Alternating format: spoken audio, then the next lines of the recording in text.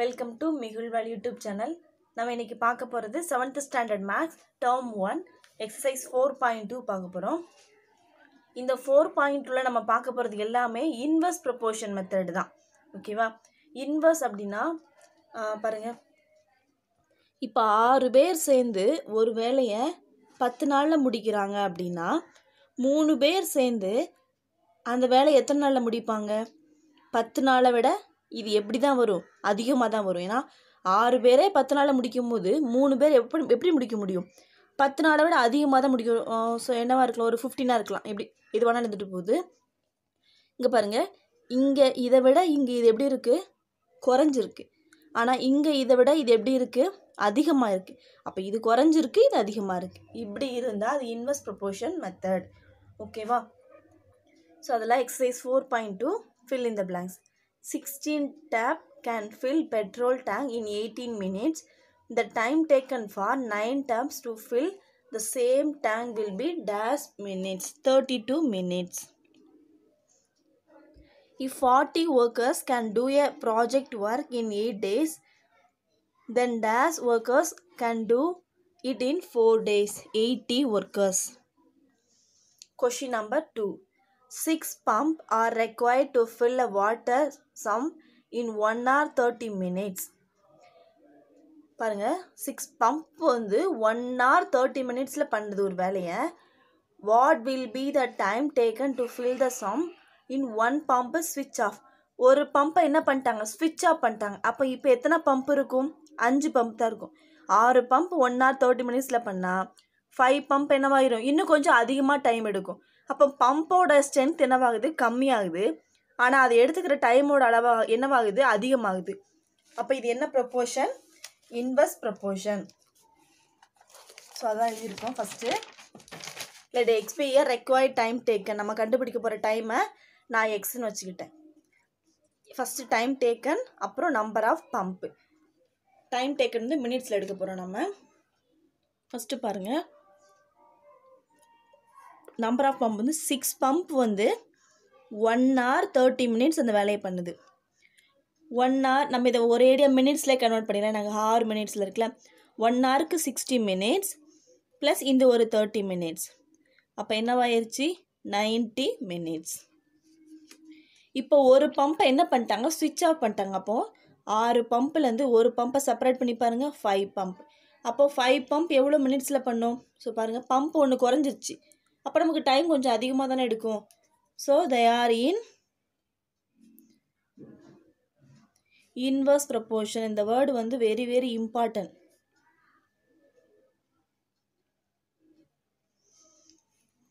நம்ம அங்கே என்ன பண்ணோம்? டைரக்ட் ப்ரொபோர்ஷனாக இருந்தால் x1/y1 is equal x2/y2ன்னு போட்டோம். ஆனால் இன்வர்ஸ் ப்ரொபோர்ஷனாக இருந்தால் நம்ம என்ன பண்ணணும்? x1y1 is equal x2y2. அதாவது 90 into 6, அங்கே 90 divided by 6 போட்டோம். இங்கே 90 into 6 is equal x into 5. அவ்வளோதான். இதுதான் இன்வர்ஸ் ப்ரொபோர்ஷன். இப்போ இது நம்ம as usual நார்மலாக சிம்ப்ளிஃபை பண்ணுற மாதிரி பண்ணிடலாம். இப்போ நமக்கு எக்ஸ் மட்டும் வேணும்ல, அப்போ எக்ஸை வச்சுக்கலாம். 90 into 6, இந்த 5 வந்து கீழே வந்துடும். 1 5s are 5, 2 1 5s are 5, balance 4, 8 5s are 40. அப்போது 18ஐயும் 6ஐயும் மல்டிப்ளை பண்ணுங்கள். 108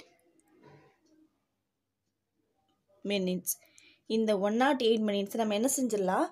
டைமில் கன்வெர்ட் பண்ணலாம். 108ஐ 60ஆல் டிவைட் பண்ணி பாருங்கள், பேலன்ஸ் 48. ஸோ அதை நம்ம எப்படி எழுதிடலாம்? எவ்வளோ ஆகுது? 1 hour 48 minutes ஆகும். அங்கே வந்து 1 hour 30 minutes ஆச்சு. ஆனால் இங்கே என்னவாகும்? 1 hour 48 minutes ஆகும். Question number 3. A farmer has enough food for 144 duck for 28 days. அதாவது 144 டக்குக்கு தேவையான ஃபுட்டு வச்சுருக்காரு. அதாவது அந்த ஃபுட் வந்து 28 daysக்கு வரும். 32 டக் என்ன பண்ணுறாரு? செல்ஸ் வித்துடுறாரு, கொடுத்துட்றாரு.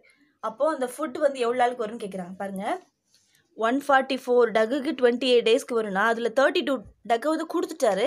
அப்போ டக்கோட எண்ணிக்கை என்னவாகும்? குறையும். ஆனால் அந்த ஃபுட்டோட டேஸ் என்னவாகும்? கொஞ்சம் அதிகமாகும். கூட கொஞ்சம் நாளைக்கு வர்ற மாதிரி ஃபுட் வரும். ஏன்னா 32 டக்கு வந்து குறையுது இல்லை. ஸோ இப்படி ஒன்று குறைஞ்சி ஒன்று கூடுச்சு அப்படின்னா அதுதான் இன்வர்ஸ் ப்ரொபோர்ஷன். ஸோ பாருங்கள், let the required number of days be x. So number of days வந்து 28 டேஸ்க்கு இருக்குது ஃபுட்டு. டக்கு வந்து 144. இப்போது நம்மக்கிட்ட இருக்கிறது 144 டக்குலேருந்து 32 டக்ஸ் என்ன செஞ்சுட்டாங்க, கொடுத்துட்டாங்க. அப்போ ரிமைனிங் வந்து 112 இருக்கும். ஓகேவா? இப்போ நம்ம நம்பர் ஆஃப் டேஸ் கண்டுபிடிக்க போகிறோம். So they are in inverse proportion. அப்போ எப்படி எழுதணும்? 28 என்ன formula? x1 y1 is equal to x2 y2. 28 into 144 is equal x into 112. இப்போ x மட்டும் வச்சுக்கலாமா? இந்த வேல்யூ இங்கே எப்படி வந்துடும்? டிவைடில் வந்துடும். 28 divided by 144 divided by 112. So cancel பண்ணுங்கள்.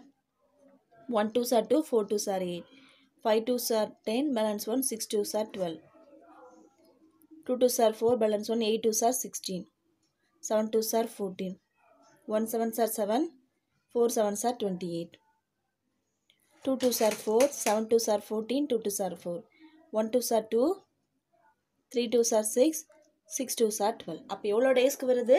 36 டேஸ்க்கு. அப்போ x equal to 36. Therefore, the food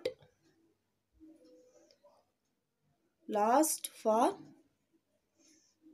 36 days. Question number 4. If takes 60 days for 10 machines to dig a hole, assuming that all machines work at the same speed, how long it will take 30 minutes to dig the same hole? அதாவது 10 machine வந்து ஒரு வேலையை 60 டேஸில் செஞ்சால் 30 machines எவ்வளோ டேஸில் செய்யும்னு கேட்டிருக்காங்க. First பாருங்கள், 10 மிஷின் வந்து 60 டேஸில் பண்ணுது. இப்போது கூட ஒரு 20 மிஷின் நமக்கு கிடைக்குது. அப்போ நமக்கு டேஸ் என்னவாகும்? குறையும். என்னவாகலாம்? சீக்கிரம் நம்ம வேலையை செஞ்சு முடிச்சிடும்ல. 60 நாள் நமக்கு ஆகாது. ஸோ அதுதான். அப்போ மிஷினுக்கு அதிகமாக இருக்குது, ஆனால் நமக்கு அந்த டேஸ் என்னவாகும்? கம்மியாக வரும். ஸோ இது என்ன ப்ரொபோர்ஷன்? Inverse proportion.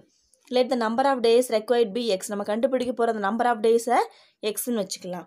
ஃபஸ்ட்டு பாருங்கள், 10 மிஷின் இருக்குது. அந்த 10 மிஷின் வந்து 60 டேஸில் பண்ணுது. அடுத்து 30 மிஷின் இருக்குது. அப்போ எவ்வளோ டேஸில் பண்ணுன்னு கேட்டிருக்காங்க. ஸோ தே ஆர் இன்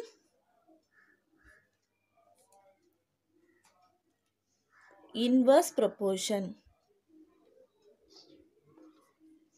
அப்போ x1 y1 is equal x2 y2. So எழுதிடலாமா? 10 into 60 is equal 30 into x. அப்போ x equal to 10 into 60. இந்த 30 எப்படி வந்துடும்? டிவைடில் வந்துடும். 130 30, 230 60. அப்போ 10 into 2 20. அப்போ எவ்வளோ டேஸ் ஆகும்? 20 டேஸ். அப்போ அந்த 30 மிஷின்ஸ் வந்து 20 டேஸில் அந்த வேலையை முடிச்சிடும். Question number 5. 40 students stay in a hostel. They had food stock for 30 days. If the students are doubled, then for how many days the stock will last? இது அந்த டக்கு சம் மாதிரியே தான். பாருங்கள், ஒரு ஹாஸ்டலில் 40 ஸ்டூடெண்ட்ஸ் இருக்காங்க. அவங்களுக்கு 30 நாளுக்கு தேவையான ஃபுட் எல்லாமே இருக்குது. இப்போ பாருங்கள், ஸ்டூடெண்ட்ஸ் என்னவாகிறாங்க? டபுள் ஆகுறாங்க. அப்போ 40 என்னவாயிடுச்சு? 80 மாறிடுச்சு. அப்போ எவ்வளோ நாளுக்கு அந்த ஃபுட்டு வரும் கேட்குறாங்க. ஃபஸ்ட்டே அவங்க பிளான் பண்ணி 40 ஸ்டூடெண்ட்ஸ்க்கு 30 நாளுக்கு ஃபுட்டுன்னு வச்சுருக்காங்க. கூட ஒரு 40 அதிகமானால் நமக்கு 30 நாளுக்கு ஃபுட்டு வருமா? வராது. ஃபுட்டு என்னவாகும்? கொஞ்சம் கம்மியான நாளுக்கு தான் வரும். அப்போ இது இன்வர்ஸ் ப்ரொபோர்ஷன். ஃபஸ்ட்டு பாருங்கள், number of days. Let the number of days be x. Number of days 30. 30 டேஸ்க்கு 40 ஸ்டூடெண்ட்ஸ்க்கு ஃபுட்டு இருக்குது. இப்போ என்ன பண்ணுறாங்க? 40 ஸ்டூடெண்ட்ஸ் டபுள் ஆகுறாங்க ஸ்டூடெண்ட்ஸ். அப்போது டபுள்னா 2 into 40. அப்போ 80 ஸ்டூடெண்ட்ஸ் ஆகிட்டாங்க. அப்போ அவங்க எவ்வளோ நாளுக்கு அந்த ஃபுட்டு வரும்னு கேட்குறாங்க. தே ஆர் இன் இன்வர்ஸ் ப்ரொபோர்ஷன். அப்போ x1 y1 equal x2 y2. 30 into 40 is equal x into 80. அப்போ x equal to 30 into 40. இந்த 80 கீழே போட்டுடலாமா? கீழே வந்துடும். 0 0 cancel. 1 4s are 4, 2 4s are 8. 1 2s are 2, 15 2s are 30. அப்போ x equal to எவ்வளோ days? 15 days. அப்போ 80 ஸ்டூடெண்ட்ஸ்க்கு அந்த ஃபுட்டு எவ்வளோ நாளுக்கு வரும்? 15 daysக்கு வரும். Question number 6. Meena had enough money to send 8 parcels each weighing 500 gram through a courier service. What would be weight of each parcel if she has to send 40 parcel for the same money? பாருங்க, பார்சலோட wait எல்லாமே ஒரே மாதிரி தான். 500 gram என்ன பண்ணுறாங்க, 8 பார்சலை பிரித்து அனுப்புகிறாங்க. இப்போ அதை 40 பார்சலாக பிரிக்கலாம். அப்போது ஒரு பார்சலுக்கு வெயிட் என்னவாகும்? நமக்கு கம்மியாக தான் ஆகும். பார்சல் அதிகமாகிடுச்சுல, அப்போ வெயிட் நமக்கு என்னவாகும்? கொஞ்சம் கம்மியாக தான் இருக்கும். ஸோ இது என்ன proportion? Inverse proportion. Let the required weight of parcel be x gram. First number of parcel வந்து 8 பார்சலுக்கு 500 கிராம் வெயிட் அப்படின்னா 40 பார்சலுங்கும் போது நமக்கு பார்சல் அதிகமாகிடுச்சு, ஆனால் வெயிட் என்னவாகும்? கம்மியாகும். அதை எக்ஸ்ன்னு வச்சுக்கிட்டு. So they are in inverse proportion.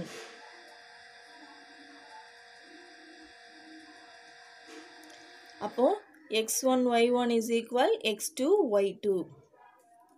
அப்போ 8 into 500 is equal 40 into x. அப்போ x equal to 8 into 500. இந்த 40 இங்கே டிவைடில் வந்துடும். 4 0 0 cancel. 1 4s are 4, 2 4s are 8. Remaining இருக்கிறது 2 into 50. ஸோ 2 into 50 என்ன கிடைக்கும்? 100 grams. அப்போ கிராம் என்னவா கிடச்சிருக்கு? நமக்கு 100 கிராம் கிடச்சிருக்கு. Question number 7. If take 120 minutes to weed a garden with 6 gardeners, if the same work is to be done in 30 minutes, how many more gardener are needed? பாருங்க, 6 gardener சேர்ந்து 120 மினிட்ஸில் ஒரு வேலையை முடிக்கிறாங்க. அதே வேலையை 30 நிமிஷத்தில் முடிக்கணும் அப்படின்னா நமக்கு கார்டனர் எப்படி வேணும்? அதிகமாக வேணும். இந்த 6ஐ விட அதிகமாக வேணும். ஏன்னா அப்போ தான் இங்கே பாருங்கள், இங்கே இதை விட இது கம்மியாக இருக்குது, ஆனால் இங்கே இதை விட இங்கே எப்படி கிடைக்க போகுது? நமக்கு ஆன்சர் அதிகமாக கிடைக்கும். ஸோ ஆப்போசிட்டாக வருதில்ல, அப்போ இது என்னது? Inverse proportion. First let the number of gardener needed be x. Number of gardener first 6 gardener சேர்ந்து ஒரு வேலையை 120 மினிட்ஸில் முடிக்கிறாங்க அப்படின்னா 30 மினிட்ஸில் முடிக்கணும்னா நமக்கு எவ்வளோ கார்டனர் வேணும்னு சொல்லி கேட்டிருக்காங்க. So they are in inverse proportion. இது என்ன ப்ரொப்போர்ஷன்னு கண்டிப்பாக எல்லா சம்லேயுமே எழுதணும். இந்த லைன் இருக்கணும். இதுக்கு 1 மார்க் கொடுப்பாங்க. இன்வெர்ஸ் ப்ரொப்போர்ஷனாக இருந்தால் x1 y1 is equal x2 y2. So 6 into 120 is equal x into 30. அப்போ x equal to 6 into 120. இந்த 30 கீழே வந்துடுமா? 0 0 cancel. 1 3s are 3, 4 3s are 12. அப்போ 6 4s are 24. ஸோ நமக்கு எவ்வளோ கார்டனர் வேணும்? 24 கார்டனர் வேணும். ஸோ 24 கார்டனர் வேணும் அப்படின்னு சொல்லி நம்ம என்ன செஞ்சிட்டோம்? கண்டுபிடிச்சிட்டோம். ஆல்ரெடி எக்ஸிஸ்டிங் கார்டனர் நம்மக்கிட்ட ஏற்கனவே எவ்வளோ கார்டனர் இருக்கிறாங்க? 6 இருக்காங்க. அப்போது மோர் கார்டனர் நீடட். அப்போ இன்னும் நமக்கு எவ்வளோ வேணும் அப்படின்னா இந்த 24லேருந்து 6 செப்பரேட் பண்ணிட்டோன்னா 18. அப்போது therefore 18 மோர் கார்டனர் ஆர் நீடட். அப்போ இன்னும் நமக்கு எவ்வளோ தான் வேணும்? 18 இருந்தால் போதும். Question number 8. Neelaveni goes by bicycle to her school every day. Neelaveni வந்து பைசைக்கிளில் வந்து அவர் ஸ்கூலுக்கு போகிறா. His average speed is 12 kilometre. அவரோட ஆவரேஜ் ஸ்பீடு என்ன அப்படின்னா 12 kilometre per hour. And she reach in 20 minutes. அப்படி போகும்போது அவள் 20 மினிட்ஸில் ஸ்கூலுக்கு ரீச் ஆயிடுவா. What is the increase in speed? அப்போ இன்னும் அவள் எவ்வளோ ஸ்பீடு இன்க்ரீஸ் பண்ணால் ஸ்கூலுக்கு 15 மினிட்ஸில் ரீச் ஆவா அப்படின்னு சொல்லி கேட்டிருக்காங்க. எவ்வளோ ஸ்பீடு இன்க்ரீஸ் பண்ணால் அது மட்டும் கண்டுபிடிச்சா போதும். let x be as speed வச்சுக்கலாம் speed time. ஸோ ஃபர்ஸ்ட் அவன் என்ன பண்ணுறா 20 மினிட்ஸில் 12 கிலோமீட்டர் போயிடுறா. அப்போது 15 மினிட்ஸில் போகணும் அப்படின்னா அவள் எவ்வளோ கிலோமீட்டர் ஸ்பீடில் போகணும் அப்படின்னு சொல்லி கேட்டிருக்காங்க. ஸோ 15 இங்கே வரும் 15 மினிட்ஸில் போகணும் அப்படின்னா அவள் எவ்வளோ கிலோமீட்டர் ஸ்பீடில் போகணும்னு சொல்லி கேட்டிருக்காங்க. So they are in inverse proportion.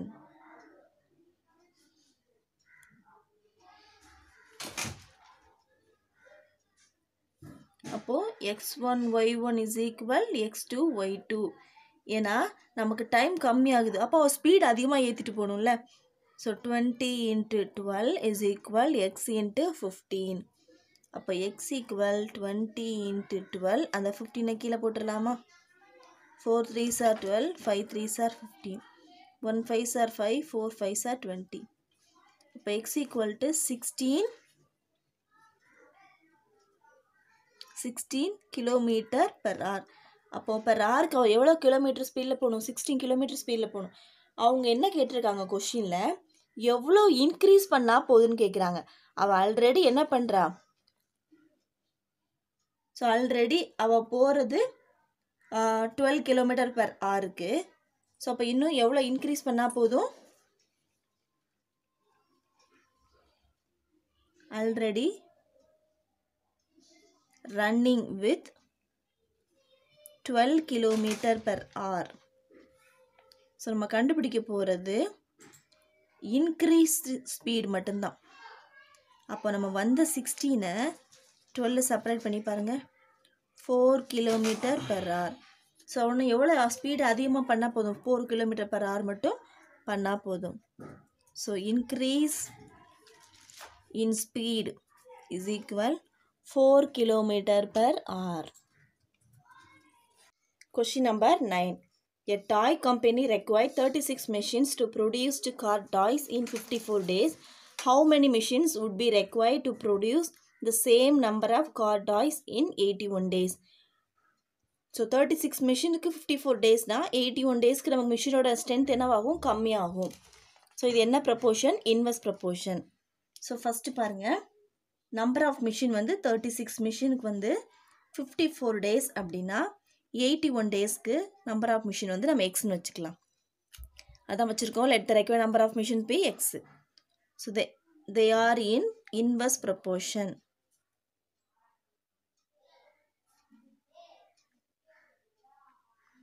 Inverse ப்ரப்போர்ஷனாக இருந்தால் என்ன பண்ணுவோம்? x1 y1 is equal x2 y2. அப்போ 36 into 54 is equal x into 81. அப்போ x equal to 36 into 54, இந்த 81 கீழே வந்துடும். So 9 9s are 81, 4 9s are 36. So 3 3s are 9. இல்லை 54 கேன்சல் பண்ண முடியுமா? 9 டேபிளில் 1 9s are 9. 6 9s are 54. Balance என்ன இருக்குது? 4 into 6. அப்போ 24. அப்போது எக்ஸ் ஈக்குவல் நமக்கு என்ன கிடச்சிருக்கு? 24 கிடச்சிருக்கு. அப்போ எவ்வளோ மிஷின்ஸ் இருந்தால் போதும்? 24 மிஷின்ஸ் இருந்தால் போதும். therefore 24 machines would be required. Next, objective type questions. 12 cow can grass a field for 10 days. 20 cows can grass the same field for dash days. So இதுக்கு நமக்கு என்ன ஆன்சர் அப்படின்னா 6. 4 typists are employed to complete a work in 12 days. If 2 more typists are added, they will finish the same work in dash days, 8 days. இதோட exercise 4.2 முடிஞ்சது. Next கிளாஸில் exercise 4.3 பார்க்கலாம். இந்த video உங்களுக்கு பிடிச்சிருந்தா லைக் பண்ணுங்கள், ஷேர் பண்ணுங்கள், மறக்காமல் சப்ஸ்கிரைப் பண்ணுங்கள்.